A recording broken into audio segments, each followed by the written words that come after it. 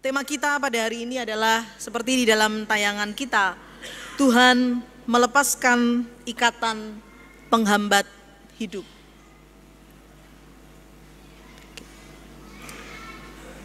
Bapak Ibu, saya akan memulai dengan kebiasaan kita menyebut orang yang memiliki kekurangan secara fisik. Biasanya dengan istilah apa?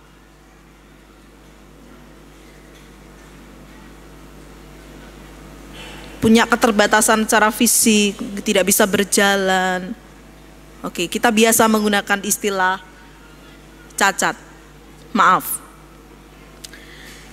Berikutnya lagi. Memang di dalam Undang-Undang Nomor 4 tahun 97, orang-orang yang memiliki kekurangan secara fisik untuk melakukan kegiatan secara layaknya orang normal disebut dengan penyandang cacat fisik, cacat mental, cacat fisik dan mental. Itu menurut undang-undang. Tetapi sebenarnya berikutnya di dalam Kamus Besar Bahasa Indonesia, kata cacat itu merujuk pada barang atau benda mati. Dalam kata lain kita pernah mendengar istilah afkir. Itu sebutan untuk barang, untuk benda mati. Tentu tidak ada manusia yang diciptakan oleh Tuhan dengan kondisi afkir seperti barang atau benda mati.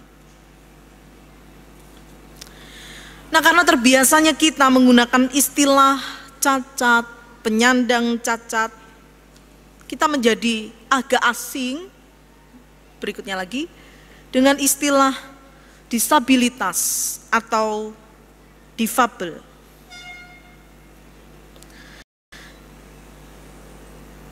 Sekilas ketiga istilah tadi, cacat, disabilitas, difabel, memang memiliki asosiasi pada hal yang sama. Namun sebenarnya akan diterima secara psikologis berbeda bagi orang yang menyandangnya ketika berbaur di dalam lingkungan sosial. Di situ ada simbol-simbol kursi roda, bisa orang yang memang terbatas sehingga tidak bisa berjalan. Kalau yang di sebelahnya lagi, mereka yang dianggap secara mental memiliki kekurangan. Saya masih menggunakan istilah yang umum. Kalau yang di bawah pakai tangan itu apa? Kira-kira apa? Itu untuk menyimbolkan bahasa isyarat. Lalu yang menggunakan tongkat itu bisa untuk orang buta atau orang yang memang memerlukan tongkat untuk menggunakan. Nah, sekali lagi kita agak asing dengan istilah disabilitas atau difabel tadi. Istilah tadi sebenarnya sedikit mengurangi kesan diskriminatif, sedikit memang. Karena kita memandang mereka sebagai manusia yang sebenarnya setara dengan kita, orang-orang yang biasa. Misalnya istilah difabel, itu di situ saya menjelaskan, itu sebenarnya akronim dari different ability. Artinya orang itu dianggap punya kemampuan yang berbeda. Bukan, maaf sekali lagi saya tidak terlalu nyaman menggunakan kata cacat. Artinya mereka bukan dipandang sebagai barang afkir, tetapi dipandang memiliki kemampuan yang berbeda. Meskipun harus diakui betapapun istilah ini tetap menyimpan yang namanya stigma negatif. Bapak Ibu saudara yang dikasihi Tuhan, perjuangan untuk tidak mendiskriminasi namun menganggap setara kaum difabel bukanlah perkara mudah. Salah satu isu penting dalam upaya menciptakan kesetaraan adalah aksesibilitas. Saya mencantumkan dalam gambar-gambar ini. Meskipun sudah beragam undang-undang,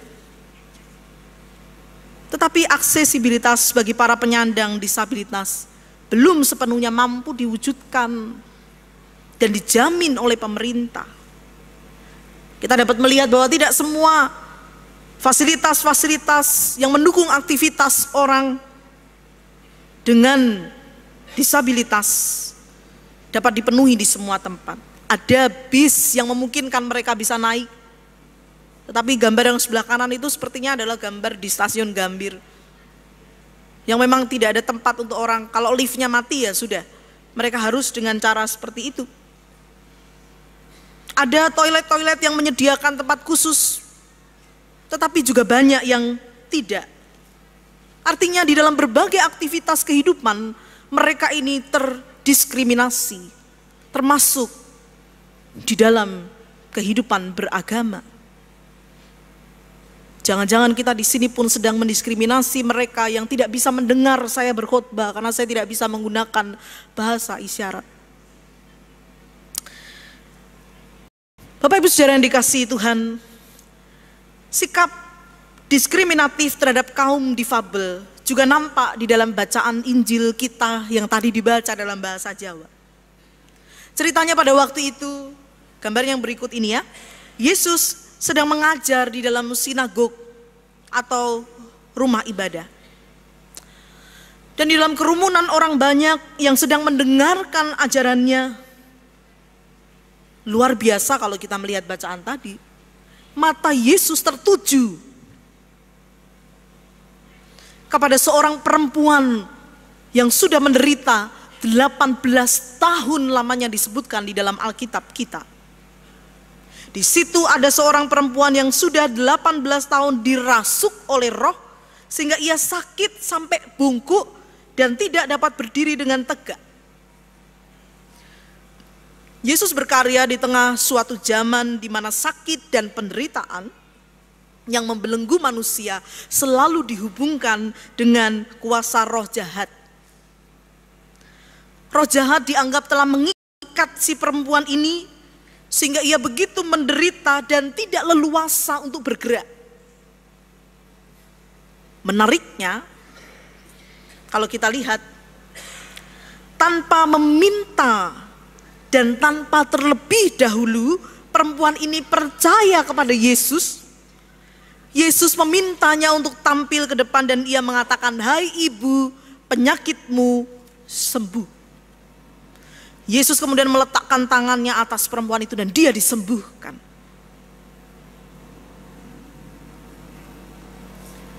Perempuan ini sangat bahagia, sangat bersuka cita karena beban penderitaan yang membelenggunya selama 18 tahun dilepaskan oleh kuasa Yesus. Tetapi apa yang terjadi? Kita akan heran membaca kisah selanjutnya. Karena ternyata sukacita itu tidak dialami oleh siapa? Siapa yang protes? Siapa yang protes? Yang protes siapa? Oh, tadi karena dalam bahasa Jawa jadi tidak mengerti. Siapa yang protes? Yang gusar? Halo? Kepala rumah ibadah. Ya, ini kita kalau penuh begini, godaan terbesar kita adalah mengantuk. Kepala rumah ibadah. Sukacita itu tidak dialami oleh kepala rumah ibadah yang kala itu menjadi gusar. Dia marah dan menuduh Yesus menodai hukum Sabat. Dia memang ngomongnya kepada banyak orang. Dia berkata, ada 6 hari lamanya untuk bekerja. Karena itu datanglah pada salah satu hari itu untuk disembuhkan. Jangan pada hari Sabat. Jadi seolah dia mau mengatakan, hei orang sakit, dilarang sakit waktu hari Sabat. Tapi sebenarnya kalimat itu bukan hanya ditujukan bagi orang banyak. Jelas dia sebenarnya ingin menyindir Yesus yang dianggap menodai hari Sabat. Menyedihkan sekali bukan Bapak Ibu Saudara? Kepala sinagog atau rumah ibadah ini tidak sedikit pun memiliki belas kasihan kepada orang yang sudah menderita 18 tahun lamanya. seorang kepala rumah ibadah tetapi mendiskriminasi seorang perempuan yang menderita dan dipandang tidak layak menerima anugerah Tuhan hanya karena aturan Sabat. Oleh karenanya Yesus menegur dengan keras. Yesus berkata, "Hai orang-orang munafik."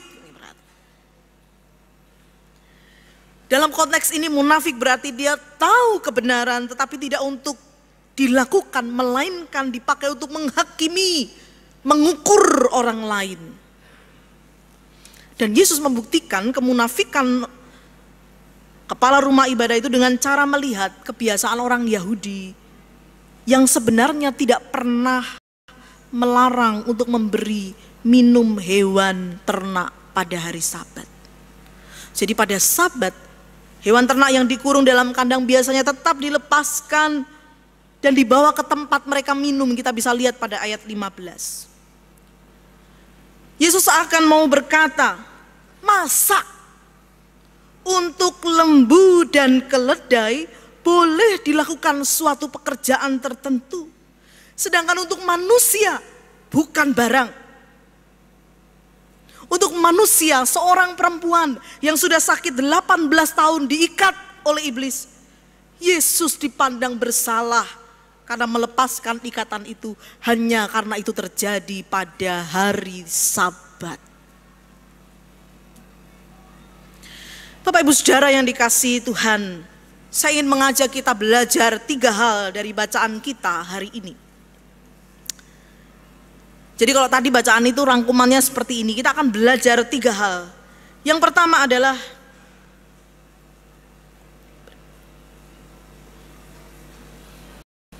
kita rangkumkan bacaan tadi dengan seperti ini. Yang pertama, kita kenali ikatan yang mungkin menghambat kita dan kita bawa kepada Yesus. Saya ingin mengajak kita untuk memperhatikan bacaan hari ini. Di dalam bacaan kita, ada orang-orang, saya boleh menyebutnya dengan, yang mengalami ikatan penghambat, baik secara jasmani maupun secara rohani.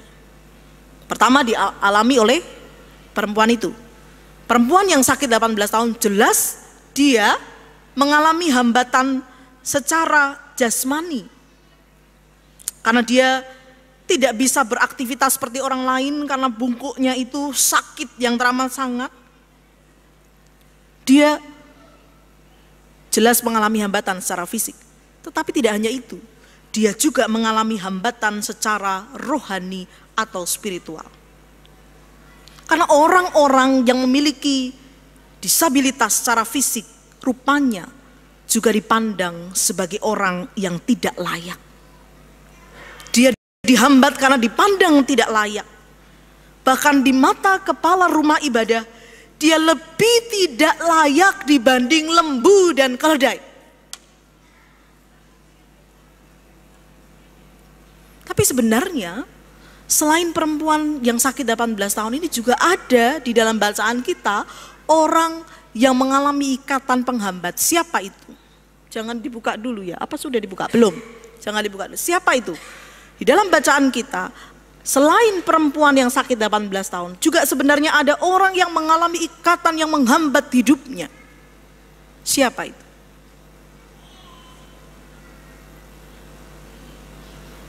Dan apa hambatannya? Siapa?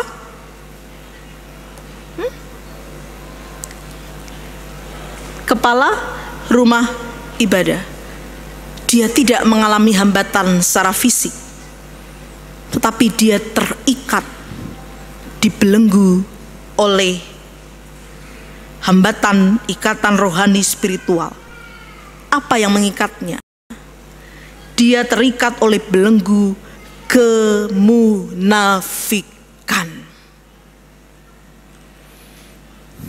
Tentang aturan hukum Taurat dan dalam hal ini adalah Sabat. Dia terlihat bicara tentang hukum, tentang kebenaran, tetapi itu tidak dilakukannya dengan hati nurani. Dia menjadi munafik. Jadi yang kedua adalah kepala rumah ibadah. Nah sekarang mari kalau kita melihat contoh-contoh tadi, kita teliti diri kita. Apakah di dalam diri kita ini ada satu ikatan yang menghambat kehidupan kita? Apakah kita mengalami ikatan penghambat secara fisik? Kalau bukan kita, mungkin orang dekat kita. Suami, istri, anak, orang tua, atau siapapun mereka. Apakah kita dan orang-orang terdekat kita masuk dalam kelompok difabel? Kita cek, adakah hambatan fisik memang, dengan jujur. Tapi yang kedua, cek juga, apakah kita punya ikatan penghambat secara rohani atau spiritual? Apa saja? Apakah itu luka batin yang kita pendam dan kita sembunyikan seolah-olah kita tidak apa-apa, padahal kita sangat terluka dan itu menyakiti kita? Apakah itu kemarahan yang tidak terselesaikan, entah itu kemarahan kepada orang lain atau jangan-jangan kemarahan kepada Tuhan? Apakah itu dendam, kebencian yang mendalam kepada orang lain? Kita menutupinya, kita menguburnya seolah-olah kita baik-baik saja, tetapi sebenarnya kita sedang terikat dan terbelenggu. Atau kita selalu punya prasangka kecurigaan kepada sesama? Ataukah di antara kita ada yang memiliki perasaan terdiskriminasi, terabaikan, tidak dihargai, seperti perempuan yang sakit 18 tahun? Atau jangan-jangan di antara kita juga memiliki ikatan kemunafikan seperti yang dimiliki oleh kepala rumah ibadah. Kita mudah menghakimi dosa orang lain, tapi tidak jujur melihat diri sendiri. Di bagian pertama ini, kenali ikatan dan datang bawa dengan jujur di hadapan Tuhan Yesus. Yang di dalam bacaan kita telah terbukti berkuasa melepaskan ikatan-ikatan yang bisa menghambat kehidupan. Yesus ternyata menyapa setiap kita yang merasa terhambat secara fisik maupun rohani. Ternyata kita tidak sendirian. Seperti perempuan yang hadir di rumah ibadah itu. Kepala rumah ibadah, mungkin juga semua orang yang hadir mengabaikannya, tidak ada yang peduli kepadanya. Tetapi mata Yesus tertuju kepadanya. Pandangan Yesus tertuju kepadanya. Kita yang memiliki perasaan yang sama, terluka, terdiskriminasi, tersingkir, merasa hina, tidak layak. Alamilah sapaan lembut dan penuh kasih dari Yesus seperti yang dialami oleh perempuan yang sakit 18 tahun itu. Juga alamilah perjumpaan dengan Yesus dengan teguran keras jika dalam diri kita ada kemunafikan yang tidak berkenan kepada Tuhan. Secara khusus di bagian pertama ini, saya ingin menyapa saudara-saudara yang akan dibaptis dan menerima CD atau pengakuan percaya. Hari ini awal perjalanan saudara mengikut Kristus secara ritual. Saudara akan dibaptis dan mengaku percaya secara ritual. Jangan berhenti pada ritual ini. Karena hidup saudara yang sesungguhnya baru akan dimulai sebagai pengikut Kristus. Dan pengikut Kristus itu dibaharui, dilepaskan dari ikatan-ikatan yang membelenggu. Kenali, jujurlah di hadapan Tuhan. Dan minta Dia melepaskan saudara dari ikatan-ikatan itu sehingga saudara sungguh-sungguh menjadi orang-orang yang baru di dalam Tuhan. Itu yang pertama. Yang kedua, saya mengajak kita untuk meniru sikap Yesus.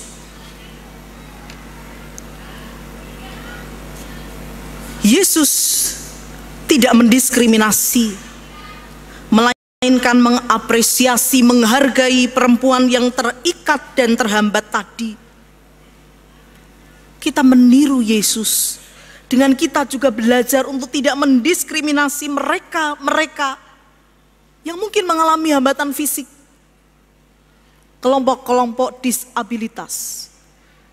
Kita tidak ikut serta mendiskriminasi mereka. Jika ada di antara teman-teman keluarga yang kerap kali dibully karena kekurangannya, mari kita stop mendiskriminasi mereka. Karena Yesus mengasihi orang-orang itu. Mereka bukan barang mati, bukan barang afkir, tapi orang-orang yang berharga di hadapan Tuhan. Kita juga perlu memikirkan supaya gereja ini yang sedang membangun perluasan balkon, sembari kita memikirkan tempat ruang bagi mereka yang memiliki kekurangan secara fisik.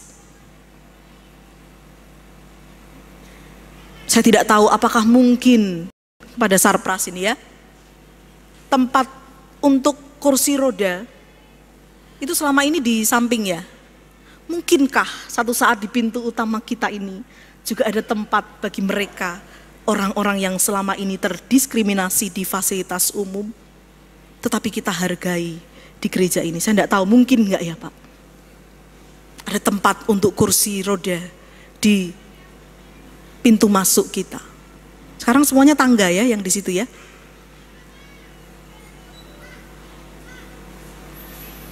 Bukankah gereja ini, liturgi, khotbah-khotbah tidak hanya diperuntukkan bagi mereka yang dianggap normal, tetapi juga bagi kaum difabel. Kemarin saya berbincang dengan Pak Jarwo, tadi saya sampaikan. Saya sempat berpikir bahwa selama ini ketika ada orang yang sakit, tidak bisa mengikuti perjamuan kudus, maka kita akan mendatangi mereka. Bisakah pada saat nanti satu waktu, pada acara khusus, kita akan menjemput mereka, orang-orang yang tidak bisa ke gereja ini, mengikuti perjamuan kudus dan bersama-sama dengan kita beribadah di sini. Liturgi kita rancang untuk merangkul mereka, bahwa mereka juga bagian dari kita. Seperti Kristus yang tidak pernah mendiskriminasi mereka, kita pun belajar untuk menyatakan bahwa mereka bagian dari kita. Kita rangkul mereka bersama-sama dengan kita. Dengan meniru sikap Yesus, kita ikut terlibat memulihkan sesama dari berbagai ikatan penghambat kehidupan. Yang ketiga, yang terakhir, tadi kenali dan bawa tiru sikap Yesus. Yang ketiga adalah mari kita lampaui ikatan penghambat itu. Di sini maksudnya seperti ini. Dilepaskan dari ikatan penghambat hidup tidak selalu berarti kita disembuhkan secara ajaib seperti perempuan dalam kisah Injil. Tetapi lebih kepada kita ini dimampukan melampaui ikatan penghambat itu. Artinya penghambat itu tetap ada mungkin, tetapi tidak mengikat dan membatasi gerak kita. Di sepanjang hidup, kita akan selalu berjumpa dengan orang-orang yang mungkin membenci, menyakiti, melukai kita. Tetapi pengalaman dilukai, disakiti, tidak menghambat kita untuk mengampuni dan mengasihi.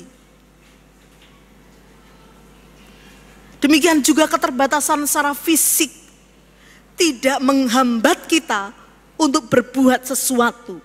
Mungkin keterbatasan itu masih ada, tetapi kita bisa berbuat sesuatu di dalam keterbatasan itu.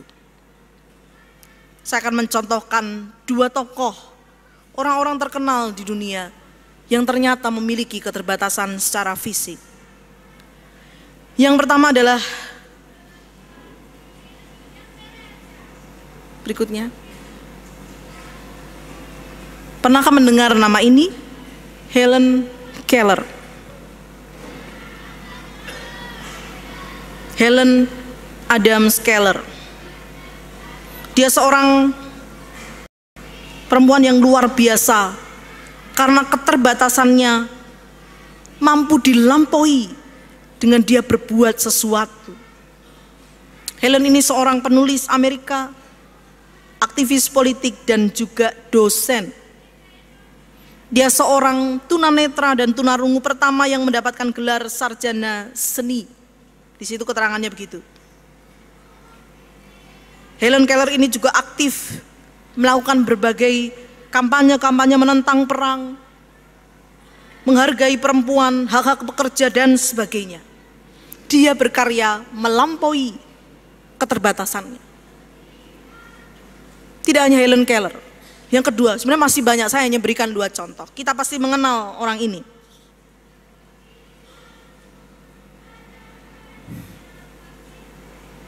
Terkenal sekali kan? Albert Einstein. Einstein sempat dianggap sebagai murid bodoh yang lambat dalam menyerap pelajaran. Saya membaca hal ini kemungkinan disebabkan oleh disleksia yang dia derita. Apa itu disleksia? Disleksia adalah salah satu jenis gangguan atau kesulitan belajar yang umumnya mempengaruhi kemampuan membaca serta pengejaan seseorang. Einstein mengalami ini. Dia pemalu dan rupanya setelah dia wafat diteliti, dia punya struktur yang jarang dan tidak biasa pada otaknya. Ada pendapat lain yang mengatakan tentang perkembangan mental dari Einstein ini. Dia diduga menderita sindrom Asperger, sebuah kondisi yang berhubungan dengan autisme. Sejak kecil, Einstein menderita berbagai kelainan, tetapi itu tidak membuatnya menyerah. Dukungan dari orang-orang yang dekat dengannya membuat dia menjadi orang yang dikenal sejak pada masa remaja, dikenal sebagai orang yang pintar, sejak kanak-kanak sampai dengan awal remaja. Dan dia pada akhirnya dikenal sebagai ilmuwan terbesar pada abad 20. Dia melampaui keterbatasannya. Melihat contoh-contoh ini tidak hanya 2 sebenarnya, ada banyak ternyata yang membuat kita menjadi berdecak kagum dan berkata, terpujilah Tuhan yang ternyata berkarya dengan memungkinkan orang-orang yang memiliki ikatan penghambat justru melampaui ikatan penghambat itu. Maka mari kita percaya pada pagi hari ini, hambatan fisik semestinya tidak membuat kita terbelenggu oleh hambatan itu. Kita mohonkan Tuhan supaya kita mampu melampaui ikatan penghambat itu. Juga hambatan rohani atau spiritual di dalam Tuhan Yesus dapat dilepaskan. Kebencian, kemarahan, dendam, luka batin tidak akan menghambat kita untuk mengasihi sesama dan mengampuni mereka seperti Kristus sudah mengasihi dan mengampuni kita. Selamat mengalami karya Kristus yang melepaskan kita dari ikatan penghambat kehidupan. Amin.